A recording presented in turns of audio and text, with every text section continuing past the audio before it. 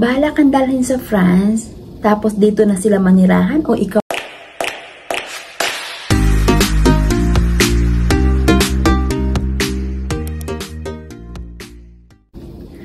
Hi guys! Hello everyone! Welcome to my channel and welcome to Monaco! So for today's video is sasagot na naman tayo ng question and answer vlog. Sasagot na naman tayo ng mga katanungan sa ating mga video. So yun, pasensya na, medyo matagal-tagal akong hindi nakagawa ng question and answer vlog, ng Q&A vlog. Dahil summer, pag summer is busy po tayo. Nasa yate po ako, wala ako sa Monaco palagi and wala tayong gaanong time na mag video at gagawa ng aking YouTube. Kaya napansin nyo yung aking mga upload sa aking mga video sa aking YouTube is mga shorts videos lang o kaya wala nang yung mga video lang na ini-edit ko lang. Ganun lang. Sadya na. Okay, so, yun. Kararating nga lang pala namin dito sa Monaco. So, as in, kanina lang. So, ngayon, madaling araw ngayon. And, di ako makatulog. Kaya, yun, sabi ko nga, magbabasa-basa ako ng mga comments sa aking and yun, sasagot muna tayo ng katanungan. Sasagot muna tayo ng question and answer. Gagawa muna tayo ng Q&A vlog habang may time pa. Dahil, although nandito ako sa Monaco pero ilang araw lang kami dito magstay. Umuwi lang kami dahil maulan, hindi maganda ang panahon, hindi kami makapaglayag kaya andito kami ngayon sa Monaco. Pero in few days pabalik ulit kami sa yate. So okay, so diretso na tayo sa ating question and answer vlog.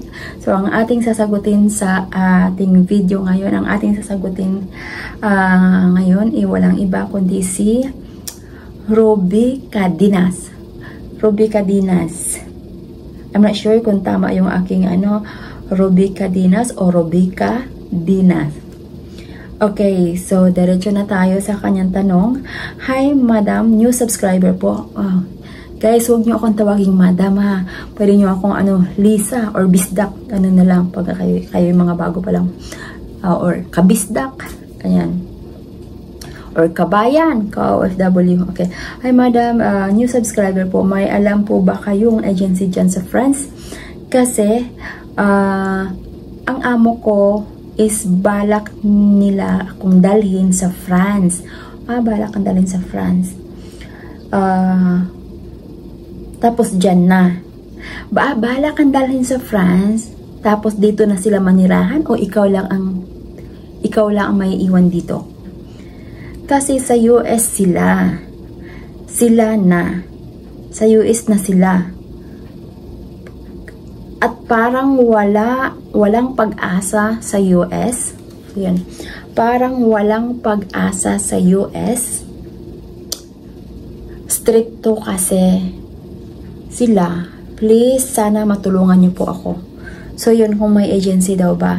So, Ruby, hindi ko alam kung ano yung sinasabi mong agency. Kung may agency ba na mag-process sa visa, mag-process papunta dito. Yun ba yung tinutukoy? Kung may agency akong alam na mag-process papunta rito sa or kung may agency akong alam na mag-ano ng trabaho na agency, work agency, job agency. Okay. So, kung ang tinutukoy mo is agency na mag-process papunta dito, wala akong alam kasi nung sa akin, hindi naman kami gumamit ng agency, hindi kami lumapit ng agency.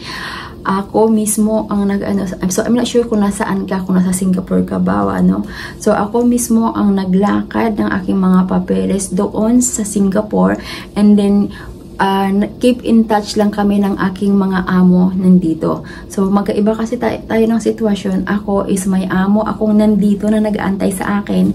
So sila din yung naglalakad ng side nila dito. So, once na may kailangan ako doon sa Singapore, keep in touch kami. So, pag may pinapipirmahan sila sa akin, so, pinapadala nila doon sa akin, sa kanilang anak, kasi yung anak nila is nasa Singapore.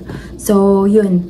And then, yung pag-apply ng visa, kasi visa mo yun, pag-apply ng visa,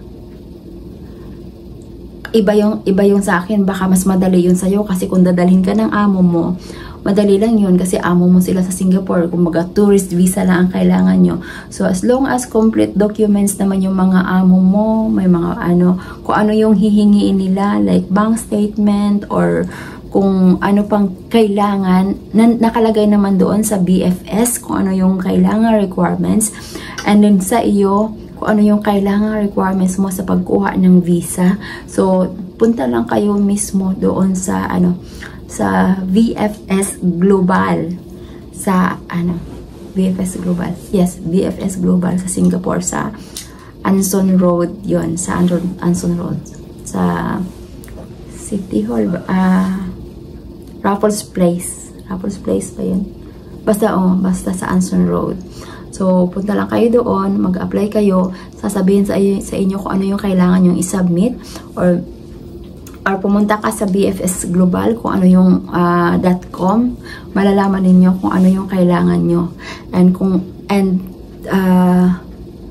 kailangan mo rin pala ng police clearance. Yung police clearance is dito na yun sa France.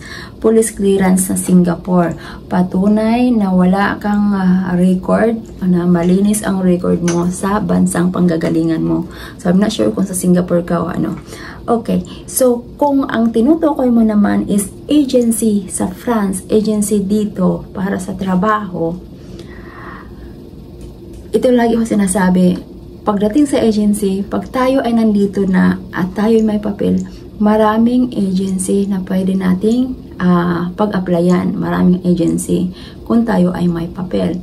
Pero kung tayo ay walang papel, recommend lang, kasi ang agency is talagang legal yun. So, declared ka nila.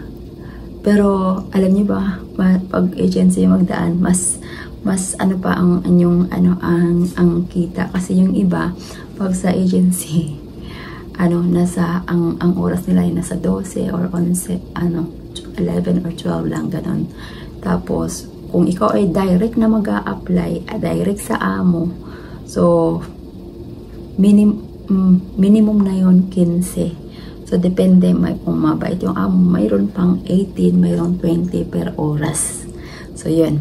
So, yun sinasabi ko, yung agency, pag nandito ka na, may mga agency na kung ikaw ay may papel. So, paano ba magkakaroon ng papel? Kung tayo ay swertihin na makahanap ng amo na willing i-declare ka, willing kang papapilan, willing kang i-provide lahat ng mga kailangan para magkaroon ng papel. So, ako, ang ma-share ko is yung sa Monaco, dahil Monaco yung aking papel. So, ano ang kailangan sa pag-apply ng andito is kailangan may amo ka, kailangan may tirahan ka dito sa Singapore, sa Monaco, and kailangan may kontrata ka sa iyo at sa amo mo na ikaw ay trabahante dito sa Monaco. Kailangan may address ka dito sa Monaco. Yun. So, yun lang kailangan. At lahat ng mga visa mo, of course, syempre. Lahat ng So, yun yung kailangan namin sa And, syempre, marami kaming pinagdaanan noon. Nung, sa pagkuha ko ng visa, sa pagkuha ko kasi ng visa is iba na na yun. I think nandyan na rin yata, na i-discuss ko na rin yung kung ano yung mga requirements sa pagkuha ng visa sa Singapore. So, yun lang, Ruby. Thank you. I hope na mapanood mo itong aking reply sa iyong sa iyong comment. I hope na malinaw yung aking sagot sa iyo kasi sabi mo nga kung anong agency dyan sa France. So yun, kung agency sa France ang ginasabi mo, pagdating dito, madali na lang yan. Kung ikaw ay mapapil na, madali na lang na mag-apply dito sa mga agency.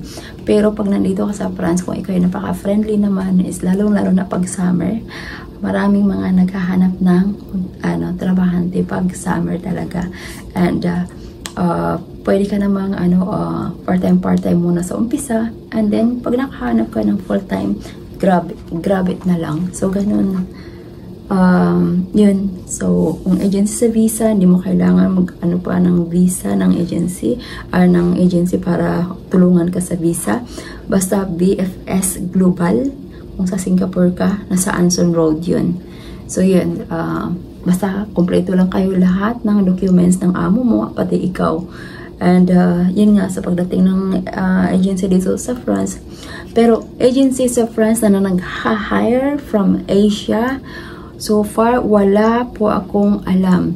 Kung may naririnig kayo na mayroong agency na nag-hire from Asia, yun ay tourist lang po yun. Tourist visa lang yun. Para lang matulungan kayong magkaroon ng tourist visa, gagastos kayo ng 500,000 sa Pinas na pera para lang magkaroon kayo ng visa. Pagdating nyo dito is wala pa rin kayong amo. Kaya mas maigi ang nire-recommend ko talaga, mas maigi mag-apply kayo ng Poland, Croatia, Malta. At least pagdating nyo doon is may trabaho kayo. At least agency yung inyong pag-applyan. Pagdating nyo, mayroon kayong trabaho, may working permit kayo, legal kayo. Diba? So ngayon, pag okay na yung sitwasyon nyo, pwede na kayong mag-cross country. So, karamihan ng mga nami-meet ko dito mga kababayan natin is cross country sila. So, maraming mga wala pang papel, pero okay naman na, pagtrabaho naman ng maayos. Medyo mahina yung aking boses kasi dito yung aking kaibigan natutulog. Kasi madaling araw na. So, okay. So, I hope na nasagot ko ng maayos. Maraming salamat sa pag-comment mo. And good luck. Good luck sa iyong sana marating mo ang France. And syempre, huwag kang makalimot na humingi ng gabay kay Lord. Kasi sabi ko, kung para sa'yo, ibibigay sa'yo yan. Hingi ka lang, magdasal ka lang, humingi ka ng gabay. Okay? So, maraming salamat ulit.